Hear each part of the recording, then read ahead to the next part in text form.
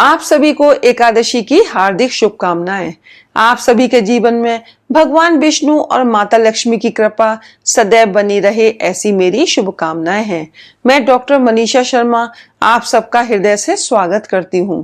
आज के इस वीडियो में मैं आपको 11 माता या एकादशी माता की कथा, पाप मोचनी एकादशी की कथा, तुलसी माता की कथा सुनाऊंगी। तो चलिए अपने इष्ट देव को प्रणाम करते हुए आज की कथा का शुभारंभ करते हैं। एक बार एक राज्य में एक राजा रहा करता था। राजा बहुत ही बुद्धिमान और बलशाली था। राजा सदैव अपनी प्रजा का बहुत अच्छे से ध्यान रखता था। प्रजा भी अपने राजा को बहुत पसंद करती थी। राजा की 2 बेटियां थीं। राजा अपनी दोनों बेटियों से बहुत प्रेम करता था। राजा की छोटी बेटी देखने में बहुत सुंदर और आकर्षण थी और राजा की बड़ी बेटी छोटी बेटी के मुकाबले थोड़ा कम सुंदर थी। राजा की छोटी बेटी 11 माता की पूजा किया करती थी और सभी लोग राजा की छोटी बेटी से बहुत प्रेम करते थे और बहुत प्रशंसा किया करते थे। राजा भी अपनी छोटी बेटी को बड़ी बेटी से अधिक प्रेम करता था, जिस कारण राजा की बड़ी बेटी को अपनी छोटी बहन से बहुत नफरत होने लगी थी। राजा की दोनों बेटियां जब बड़ी हो गईं, तब एक पड़ोस राज्य में रहने वाला राजकुमार राजा की बड़ी बेटी के लिए रिश्ता लेकर आया। लेकिन जैसे ही उस राजकुमार की नजर राजा की छोटी बेटी पर पड़ी, तो वह राजकुमार राजा की छोटी बेटी पर आकर्षित हो गया और उससे पहली नजर में प्रेम कर बैठा। उस राजकुमार ने राजा की बड़ी बेटी के साथ विवाह करने से मना कर दिया और उसने राजा से कहा कि मैं आपकी छोटी बेटी से विवाह करना चाहता हूं। जिसके बाद राजा की बड़ी बेटी यह देखकर अपनी छोटी बहन से बहुत क्रोधित हो गई और राजा की बड़ी बेटी ने अपनी छोटी बहन को अपना सबसे बड़ा दुश्मन मान लिया। राजा की बड़ी बेटी ने अपनी छोटी बहन से बदला लेने का निर्णय लिया, जिसके लिए उसने अपनी छोटी बहन को जान से मारने का विचार किया। राजा की बड़ी बेटी ने अपनी छोटी बहन को मारने के लिए सबसे पहले एक लड्डू में जहर मिलाकर अपनी छोटी बहन को दे दिया और उसको लड्डू खाने के लिए कहा। लेकिन लड्डू खाने के बाद भी छोटी बहन को कुछ नहीं हुआ। बड़ी बहन ये देखकर बहुत आश्चर्यचकित हो गई, लेकिन बड़ी बहन ने हार नहीं मानी और उसने जब रात में छोटी बहन अपने कमरे में सो रही थी, तब एक मटके में सांप रखकर उसे कमरे में छोड़ दिया। लेकिन सांप भी छोटी बहन का कुछ बिगाड़ नहीं पाया। जिसके बाद बड़ी बहन ने अपनी छोटी बहन से कहा कि चलो हम लोग कुएं में से पानी भर कर लाते हैं। जिसके लिए वे अपनी छोटी बहन को पानी भरने के बहाने कुएं के पास ले गई और उसने अपनी छोटी बहन को कुएं में धक्का दे दिया। लेकिन छोटी बहन को तब भी कुछ नहीं हुआ, क्योंकि हर बार 11 माता उसकी रक्षा कर रही थी और उधर बड़ी बहन अपने सारे प्रयासों के बाद असफल हो रही थी, जिससे वह बहुत क्रोधित होती जा रही थी। फिर उसने अपनी छोटी बहन के पास जाकर उससे खुद ही पूछा कि मेरी छोटी बहन, तुमको पता है भगवान ने सबकी मृत्यु एक निश्चित समय पर लिखी हुई है और कैसे तुम्हारी मृत्यु होगी, क्या ये तुम जानती हो? तब छोटी बहन ने अपनी बड़ी बहन को बताया कि हाँ, मैं तो जानती हूँ, मेरी मृत्यु कैसे होगी। छोटी बहन से यह सुनकर बड़ी बहन मन ही मन बहुत प्रसन्न होने लगी और उसने अपनी छोटी बहन से कहा कि तो मुझे अपनी मृत्यु का राज बताओ। छोटी बहन ने अपनी बड़ी बहन से कहा कि मेरी मृत्यु तो एक तोते में है। जो तोते के गले में एक हार है, उससे मेरी मृत्यु होगी। जब तक कोई भी व्यक्ति तोते को मारकर वह हार अपने गले में पहनेगा, तो मैं मूर्छित हो जाऊंगी और जैसे ही उस हार को अपने गले से उतारेगा, तो मैं वापस से जीवित हो जाऊंगी। अपनी छोटी बहन की मृत्यु का राज जानकर बड़ी बहन बहुत ही खुश हो गई और उसने अपनी छोटी बहन को मारने के लिए उसके पालतू तोते को ढूंढना शुरू कर दिया। और छोटी बहन को इस बात का आभास हो गया था कि कोई उसकी जान लेना चाहता है। जिसके लिए वे अपने पिताजी के पास गई और उसने अपने पिताजी से कहा कि पिताजी, मेरी मृत्यु के बाद आप मुझे जलाइएगा मत, बल्कि आप मुझे अपनी पुरानी वाली हवेली में एक पलंग पर लिटाकर छोड़ दीजिएगा। अपनी छोटी लड़की की यह बात सुनकर राजा बहुत आश्चर्यचकित हो गया। राजा ने अपनी छोटी बेटी से पूछा, बेटी, तुम ये क्या कह रही हो? तब राजा की छोटी बेटी ने बताया, पिताजी, समय किसी के लिए नहीं रुका है, कब क्या हो जाए किसी को कुछ पता नहीं है। फिर राजा ने अपनी छोटी बेटी से कहा कि तुम ऐसी बातें क्यों कर रही हो? 2-3 दिन में तो तुम्हारा विवाह है। लेकिन छोटी बेटी ने अपने पिताजी को ऐसा करने पर मजबूर कर दिया और उनसे वचन ले लिया। राजा ने भी अपनी छोटी बेटी की बात स्वीकार कर ली और 2-3 दिनों के बाद जब शादी का समय आया, तब राजकुमार बारात लेकर राजा के घर आया और राजकुमार और राजा की छोटी बेटी का विवाह शुरू हो गया। जैसे ही राजा की छोटी बेटी राजकुमार के साथ फेरे लेना शुरू करती है, तो उसकी बड़ी बहन अपनी छोटी बहन के कमरे में जाकर उसके तोते को पकड़ लेती है और उसको जान से मार देती है। तोते के गले में जो हार था उसको अपने गले में धारण कर लेती है। जैसे ही बड़ी बहन उस हार को अपने गले में धारण करती है, उधर छोटी बहन 3.5 फेरे ही ले पाती है और वहीं पर बेहोश होकर गिर जाती है। जिसके बाद राजा ने बड़े बड़े हकीमों को बुलाया और अपनी छोटी बेटी का इलाज करने के लिए कहा। राजा की बात सुनकर वैद्य ने छोटी बेटी को जब देखा तो राजा को बताया कि आपकी छोटी बेटी ना तो जीवित है और ना ही मरी हुई है। ये मैं ऐसा पहली बार देख रहा हूँ। राजा ने वैद्य और हकीम को ये बात बाहर बताने से मना कर दी और उनको कहा कि अगर तुमने ये बात किसी को बाहर बताई तो हम तुम्हें फांसी दे देंगे। राजा ने अपनी छोटी बेटी को पुराने महल में लाकर एक पलंग पर लिटा दिया और वहां पर कुछ सैनिकों को तैनात कर दिया। वापस अपने महल पर आ गए। राजा की बड़ी बेटी अपने पिताजी के पास आई और कहने लगी, पिताजी, अगर ये शादी संपन्न नहीं हुई तो आपकी इज्जत का क्या होगा? आप कहें तो मैं आपकी इज्जत बचाने के लिए राजकुमार से शादी कर लूं। जिसके बाद राजा ने अपनी बड़ी बेटी की बात मान ली और राजा ने बड़ी बेटी को छोटी बेटी के कपड़े पहनाकर मंडप में भेज दिया। लेकिन राजकुमार ये जान गया कि यह राजा की छोटी बेटी नहीं है, बल्कि यह राजा की बड़ी बेटी है। लेकिन जब राजकुमार ने शादी करने से मना किया तो सभी लोगों ने राजकुमार को विवश कर दिया और राजा की बड़ी बेटी से बचे हुए फेरों को संपन्न करा दिया और विवाह उसका करवा दिया। जिसके बाद राजकुमार राजा की बड़ी बेटी को अपने महल में ले गया। राजकुमार राजा की बड़ी बेटी से ना तो बात करता था, ना ही उसको पसंद करता था और ना ही उसके आसपास भटकता था। और राजकुमार ने यह फैसला लिया कि वह अपनी प्रेमिका को ढूंढकर रहेगा और ये जानकर रहेगा कि राजा की छोटी बेटी के साथ ऐसा क्या हुआ। एक दिन राजकुमार अपने घोड़े पर सवार होकर राजा के पुराने महल के पास पहुंच गया, जहां पर उसने कुछ सैनिकों को देखा। महल के पास पहुंचकर राजकुमार ने जब महल को ध्यान से देखा तो वह समझ गया कि ये तो हमारे ससुर जी का महल है। तब राजकुमार ने सैनिकों से पूछा, तुम लोग यहाँ क्या कर रहे हो और इस महल के अंदर उस पलंग पर कौन लेटा है? जिसके बाद सैनिकों ने बताया कि यहाँ पर राजा की छोटी बेटी लेटी है। यह सुनकर राजकुमार बहुत प्रसन्न हो गया और वह तुरंत अपनी प्रेमिका के पास पहुंच गया और उसकी सेवा करने लगा। जैसे ही रात हुई तो राजा की छोटी बेटी उठकर खड़ी हो गई। राजकुमार ये देखकर बहुत खुश हो गया और उसने अपनी प्रेमिका से पूछा कि तुम यहाँ क्या कर रही हो? तुम मेरे साथ घर चलो। राजा की छोटी बेटी ने राजकुमार को सारी बातें बता दी कि मेरी जान एक तोते में बसी थी और मैंने यह बात सिर्फ अपनी बड़ी बहन को बताई थी और मुझे पता है कि उसने ही मुझे मारने का प्रयास किया है। उसके पास एक हार है जिसको वह सुबह पहन लेती है और रात को उतार देती है।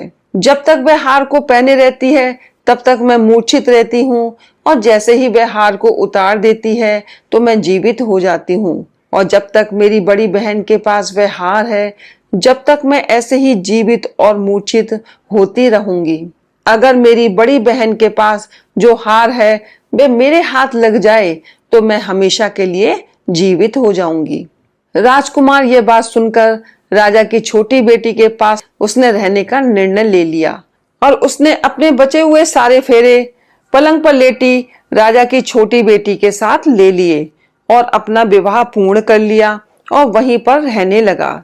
देखते ही देखते कुछ समय राजा की छोटी बेटी गर्भवती हुई, और एक दिन राजकुमार को जब बाहर जाना पड़ा तब छोटी बहन के पेट में बहुत तेज से दर्द होने लगा। जिसके बाद उसने ग्यारस माता का आह्वान किया, जिसके बाद वहां पर ग्यारस माता प्रकट हुई और उन्होंने अपने भक्त के दर्द को दूर किया और एक पुत्र की प्राप्ति करवाई। और वहीं पर अचानक से राजकुमार भी आ गया। राजकुमार ने ग्यारस माता को देखा तो वह आश्चर्यचकित हो गया। उसने तुरंत माता को प्रणाम किया और ग्यारस माता ने राजकुमार से कहा कि जब तुम्हारा बेटा 5 वर्ष का हो जाए तो तुम अपनी पत्नी का हार लाकर इसके गले में डाल देना। और देखते ही देखते राजकुमार और राजा की छोटी बेटी का पुत्र 5 वर्ष का हो जाता है। तो राजकुमार अपने बेटे से कहता है कि बेटा, मैं कुछ काम से बाहर जा रहा हूँ, तुम अपनी माता का ध्यान रखना। और वहां से चला जाता है।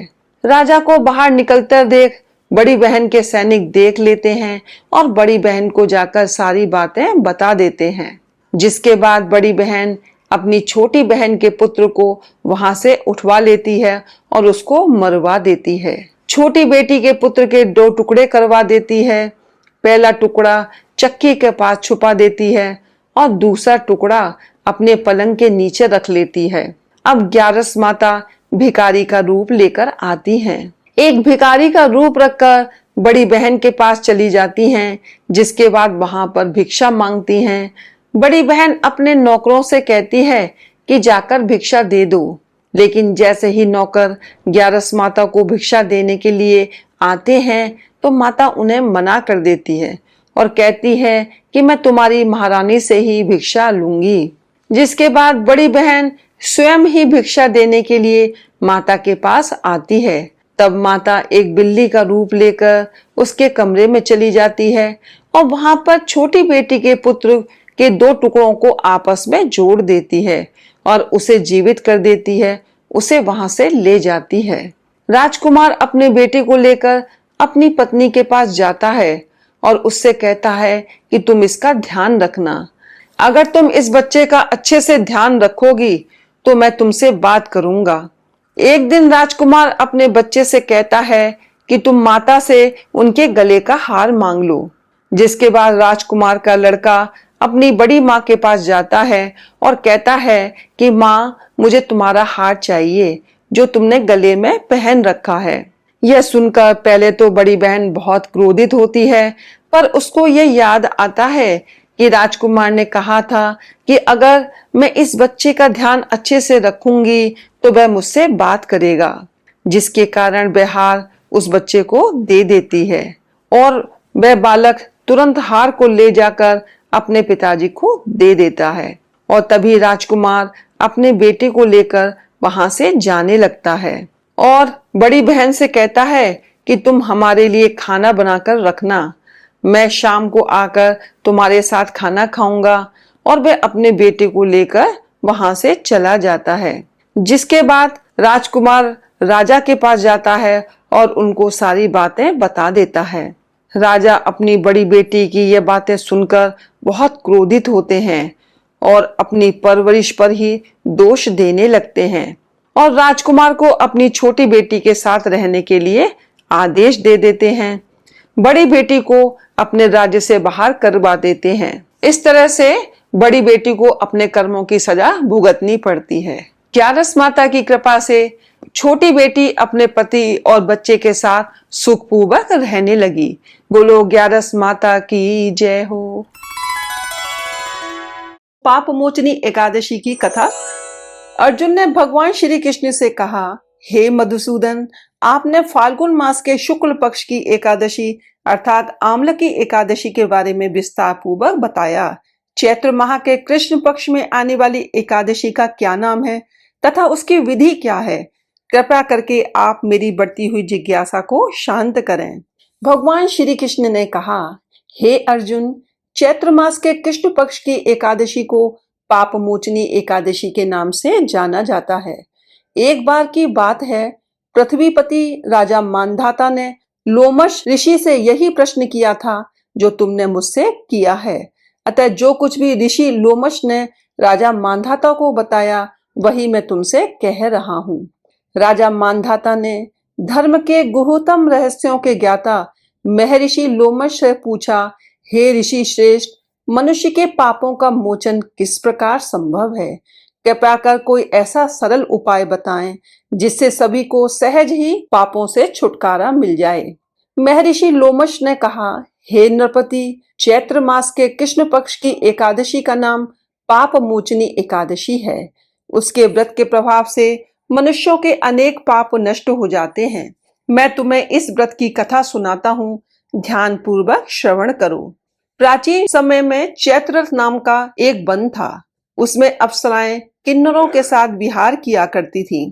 वहां सदैव बसंत का मौसम रहता था, अर्थात उस जगह सदा नाना प्रकार के पुष्प खिले रहते थे। कभी गंधर्व कन्याएं विहार किया करती थीं, कभी देवेंद्र अन्य देवताओं के साथ क्रीड़ा किया करते थे। उसी वन में मेधावी नाम के एक ऋषि भी तपस्या में लीन रहते थे। वे शिव भक्त थे। एक दिन मंजू घोषा नामक एक अप्सरा ने उनको मोहित कर उनकी निकटता का लाभ उठाने की चेष्टा की। इसलिए वह कुछ दूरी पर बैठ वीणा बजाकर मधुर स्वर में गाने लगी। उसी समय शिव भक्त महर्षि मेधावी को कामदेव भी जीतने का प्रयास करने लगे। कामदेव ने उस सुंदर अप्सरा के भ्रू का धनुष बनाया, कटाक्ष को उसकी प्रत्यंचा बनाई और उसके नेत्रों को मंजू घोषा अप्सरा का सेनापति बनाया। इस तरह कामदेव अपने शत्रु भक्त को जीतने को तैयार हुआ। उस समय महर्षि मेधावी भी युवावस्था में थे और काफी हृष्ट पुष्ट थे। उन्होंने यज्ञोपवीत तथा दंड धारण कर रखा था। वे दूसरे कामदेव के समान प्रतीत हो रहे थे। उस मुनि को देखकर कामदेव के वश में हुई मंजू घोषा ने धीरे धीरे मधुर वाणी से वीणा पर गायन शुरू किया। तो महर्षि मेधावी भी मंजू घोषा के मधुर गाने पर तथा उसके सौंदर्य पर मोहित हो गए। वह अप्सरा मेधावी मुनि को कामदेव से पीड़ित जानकर उनसे आलिंगन करने लगी। महर्षि मेधावी उसके सौंदर्य पर मोहित होकर शिव रहस्य को भूल गए और काम के वशीभूत होकर उसके साथ रमण करने लगे। काम के वशीभूत होने के कारण मुनि को उस समय दिन रात का कुछ भी ज्ञान नहीं रहा और काफी समय तक वे रमण करते रहे। तदुपरांत मंजू घोषा उस मुनि से बोली, हे ऋषिवर, अब मुझे बहुत समय हो गया है, अतः स्वर्ग जाने की आज्ञा दीजिए। अप्सरा की बात सुनकर ऋषि ने कहा, हे मोहिनी, संध्या को तो आई हो, प्रातःकाल होने पर चली जाना। ऋषि के ऐसे वचनों को सुनकर अप्सरा उनके साथ रमण करने लगी। इसी प्रकार दोनों ने साथ साथ बहुत समय बिताया। मंजू घोषा ने एक दिन ऋषि से कहा, हे विप्र, अब आप मुझे स्वर्ग जाने की आज्ञा दीजिए। मुनि ने इस बार भी वही कहा, हे रूपसी, अभी ज्यादा समय व्यतीत नहीं हुआ है, कुछ समय और ठहरो। मुनि की बात सुन अप्सरा ने कहा, हे ऋषिवर, आपकी रात तो बहुत लंबी है। आप स्वयं ही सोचिए कि मुझे आपके पास आए कितना समय हो गया। अब और ज्यादा समय तक ठहरना क्या उचित है? अप्सरा की बात सुन मुनि को समय का बोध हुआ और वे गंभीरता पूर्वक विचार करने लगे।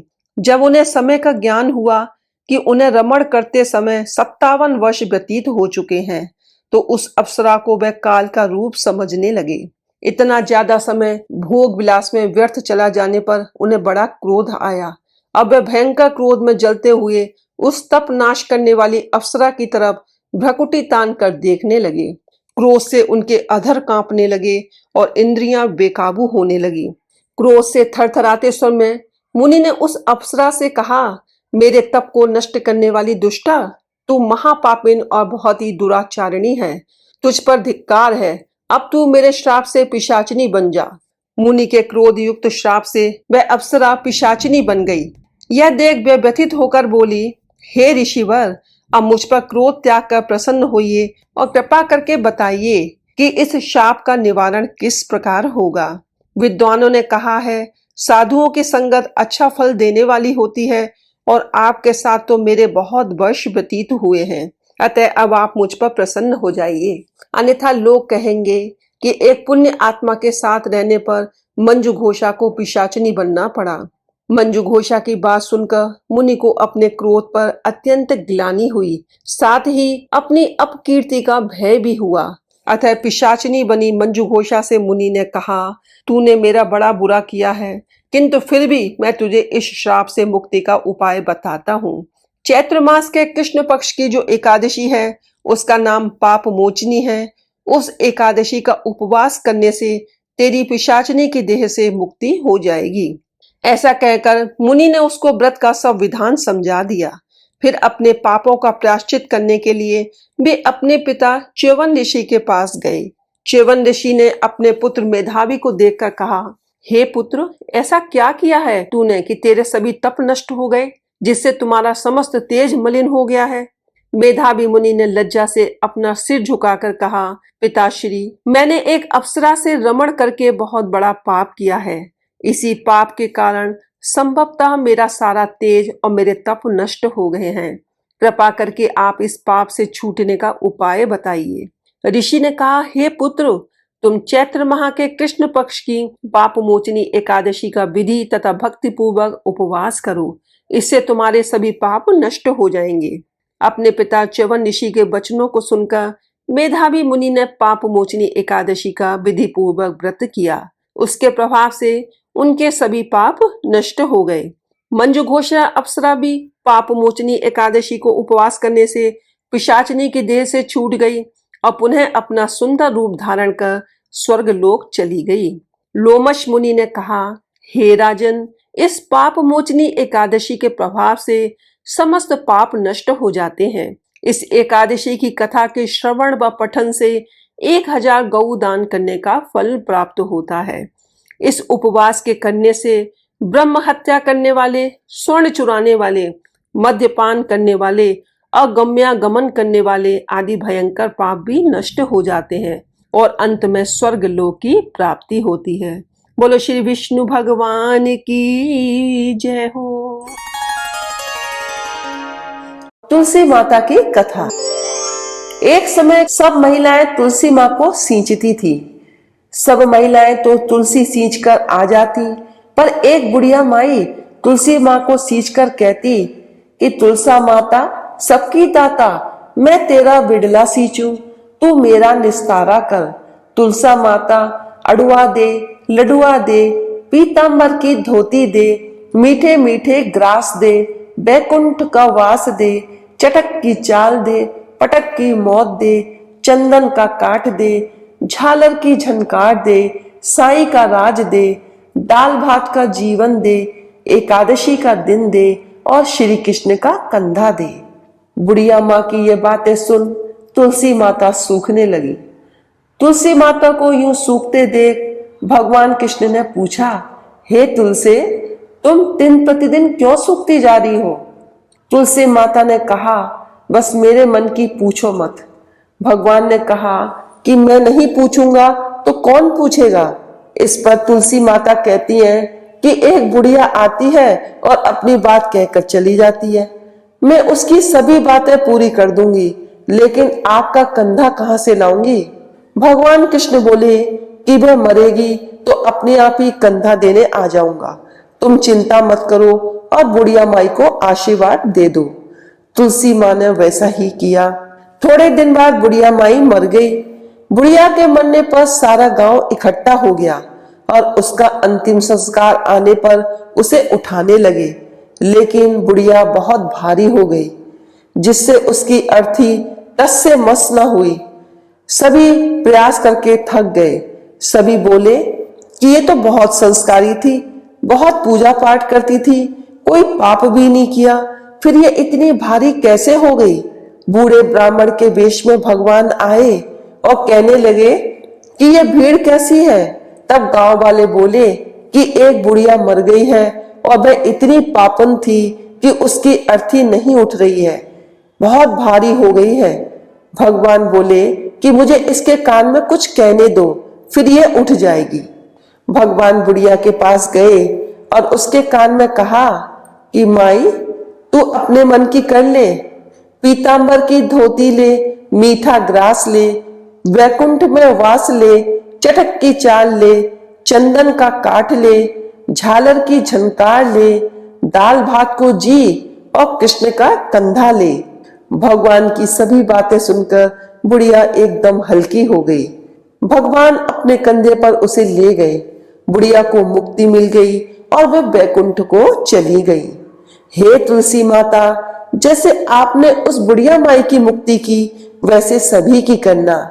जैसे भगवान ने उसे कंधा दिया, हमें भी देना। बोलो तुलसी माता की जय हो। बोलो भगवान कृष्ण की जय हो। इस कथा को सुनने के लिए धन्यवाद। यदि आपको ये वीडियो पसंद आई हो तो इसे लाइक करें, शेयर करें, हमारे चैनल को सब्सक्राइब करें तथा बेल आइकन को प्रेस करें ताकि आप हमारे आने वाले वीडियोस को भी देख सकें। हर हर महादेव, जय भोलेनाथ।